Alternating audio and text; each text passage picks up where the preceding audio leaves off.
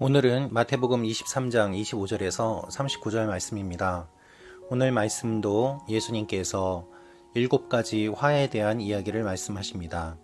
오늘 말씀은 5번째, 6번째, 7번째의 비판을 하시고 또한 그들에 대한 심판의 메시지를 하시는 내용이 기록되어 있습니다.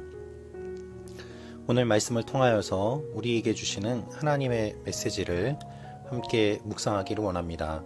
25절, 26절 말씀입니다. 너희에게 화가 있을 것이다. 율법학자와 바리새파 위선자들아, 너희가 잔과 접시의 겉은 깨끗이 잘 닦으면서 그 안은 욕심과 방탕으로 가득 차 있구나. 눈먼 바리새파 사람들아, 먼저 잔 속을 깨끗이 닦으라. 그래야 겉도 깨끗해질 것이다. 예수님께서 말씀하신 이 내용은 이들이 제사를 드릴 때에 정결을 유지하고자 장로들의 전통을 따라 제사 때 사용하는 그릇들을 씻는 행위를 의미합니다.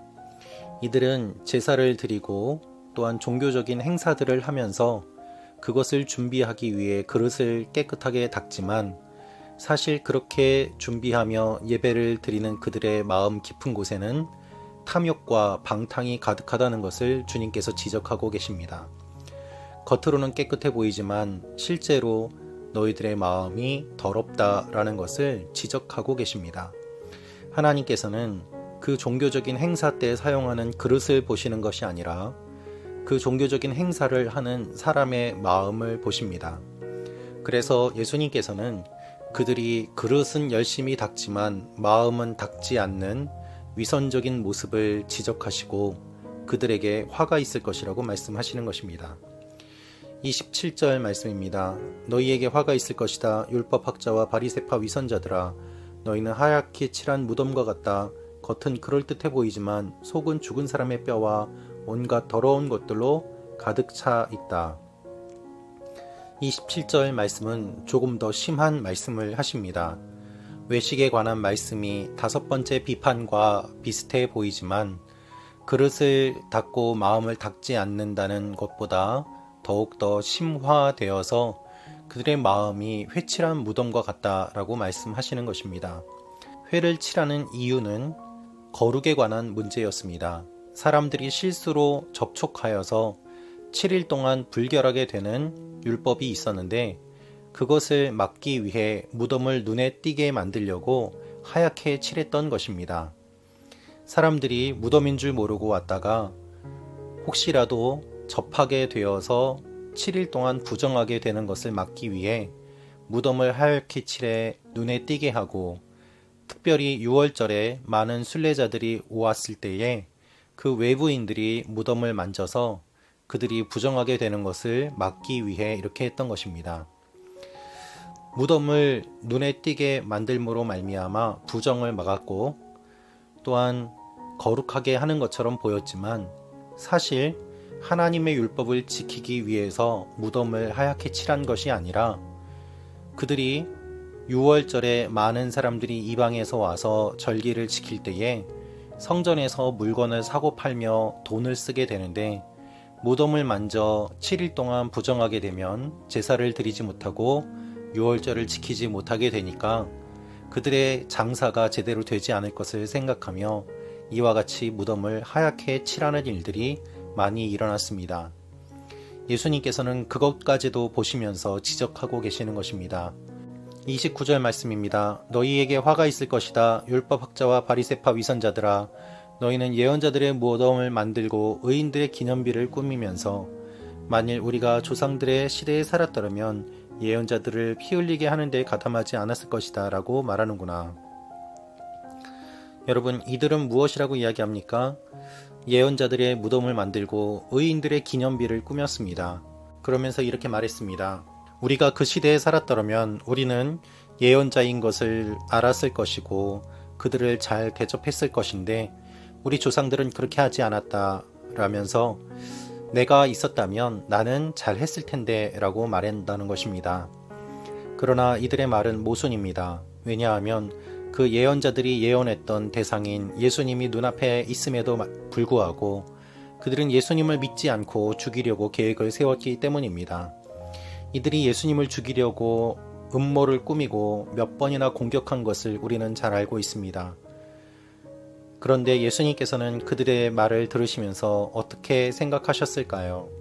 그들의 말이야말로 모순되는 말이고 또한 그들의 말이야말로 정말 황당한 말이지 않겠습니까? 주님께서는 그래서 이들을 신랄하게 비판하십니다. 33절 말씀입니다. 이 뱀들아, 이 독사의 자식들아, 너희가 어떻게 지옥의 심판을 피하겠느냐?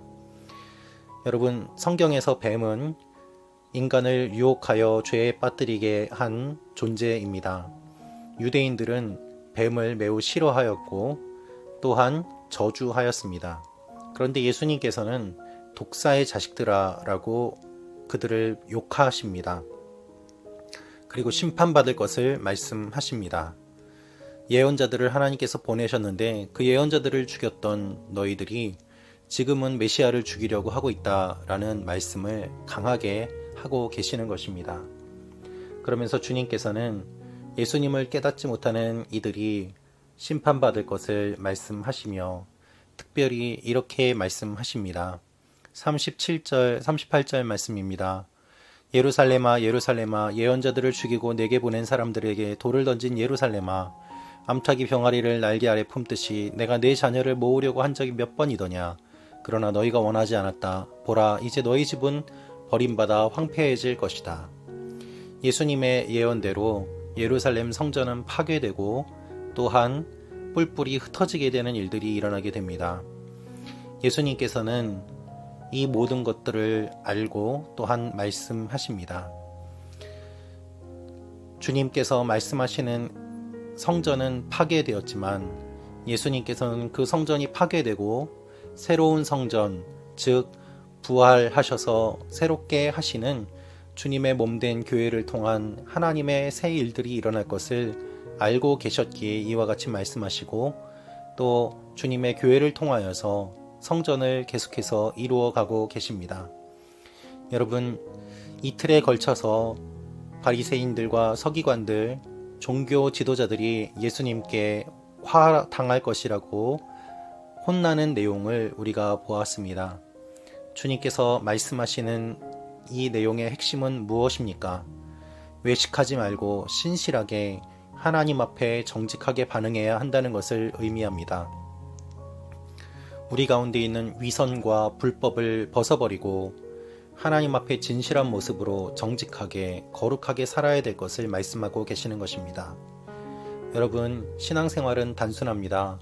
거룩하게 사는 것입니다. 바르게 사는 것입니다. 말씀대로 사는 것입니다. 그러나 신앙생활은 어려운 것입니다. 그대로 살기 위해서는 우리가 몸부림치지 않으면 안 되기 때문입니다. 주님께서는 우리를 붙잡아 주시고 바른 길로 살 수 있도록 힘을 주십니다. 주님께서 우리를 붙잡아 주시고 함께 하시면서 주님께서 다시 오실 때까지 우리를 기억해 주시고 인도해 주십니다. 하루하루 살아가는 일들이 힘들고 어렵지만 그 가운데서 주님은 하나님을 찾게 하시고 또한 이 땅에서 어려운 일들을 통하여서 오히려 천국에 대한 소망을 더 많이 품기를 원하십니다. 오늘 하루도 하나님의 말씀을 기억하며 천국을 소망하며 나아가는 여러분과 제가 되기를 원합니다. 기도하겠습니다. 주님, 심판받는 하나님의 사람들이 아니라 하나님께 칭찬받는 사람들 되게 하여 주옵소서. 이 땅이 끝이 아니라 영원한 천국이 있음을 기억하며 하루하루 포기하지 아니하고 신앙생활 가운데 주님과 동행하며 기쁨을 맛보아 알게 하여 주옵소서. 외식하지 않게 하시고 바른 삶을 살게 하여 주옵소서. 예수님의 이름으로 기도합니다. 아멘.